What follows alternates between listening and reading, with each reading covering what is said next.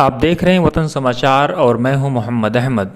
اردو شاعری اور راشٹرواد ایک دوسرے کا ابھن انگ ہیں۔ یہی وجہ ہے کہ علامہ اقبال نے جو نظمیں لکھی ہیں ان میں جہاں آفاقیت ہے وہیں ان میں راشٹرواد کی بھی جھلک دیکھی جا سکتی ہے۔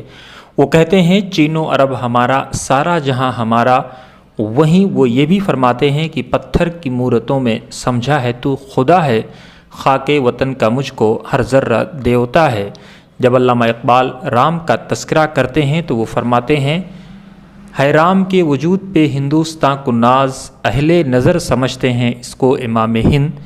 علامہ اقبال یہیں پر نہیں رکتے بلکہ وہ آگے کہتے ہیں کہ میرے عرب کو آئی ٹھنڈی ہوا جہاں سے، میرا وطن وہی ہے، میرا وطن وہی ہے۔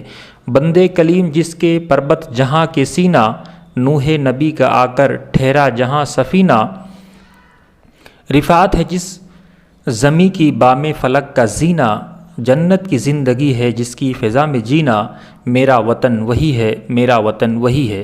یہاں اپنے درشکوں کو بتا دیں کہ علامہ اقبال کی مراد میر عرب سے پروفٹ محمد صلی اللہ علیہ وسلم ہے۔ وہیں وہ صاف کہتے ہیں کہ بھارت میں جینا جنت کی زندگی سے کم نہیں ہے۔ جبکہ مولانا الطاف حسین حالی جنہیں شمس العلماء کہا جاتا ہے، جب وہ راشٹرواد پر آتے ہیں تو قلم ہی توڑ دیتے ہیں۔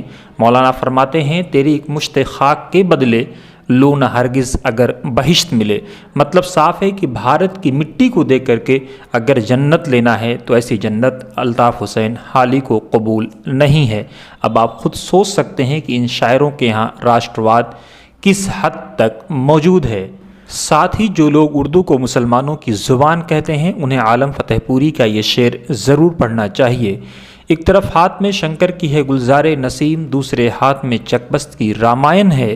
کیا غضب کرتے ہو مسلم کی زباں کہتے ہو، اپنی سیتا کو ہی بنواس دیے دیتے ہو۔ اسی لیگیسی کو آگے بڑھا رہا ہے خسرو فاؤنڈیشن، جس کے ذمہ داروں میں پروفیسر اختر الواسع، روہت کھیڑا، سراج الدین قریشی سمیت کئی اہم نام شامل ہیں۔ ان کا کہنا ہے کہ وہ اس فاؤنڈیشن کے ذریعے بھارت کی گنگا جمنی تہذیب کو پروان چڑھانا چاہتے ہیں، نفرت کو محبت میں بدلنا چاہتے ہیں۔ وہ چاہتے ہیں کہ ایسی کتابیں شائع کی جائیں اور ایسی کانفرنسوں کا انعقاد ہو جس سے سبھی مذاہب کے تئیں لوگوں کے دلوں میں احترام پیدا ہو۔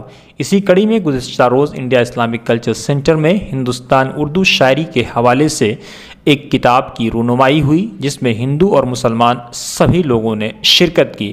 ایک طرف کنور رنجیت چوہان اور روہت کھیڑا تھے تو دوسری طرف سراج الدین قریشی اور پروفیسر اختر الواسع۔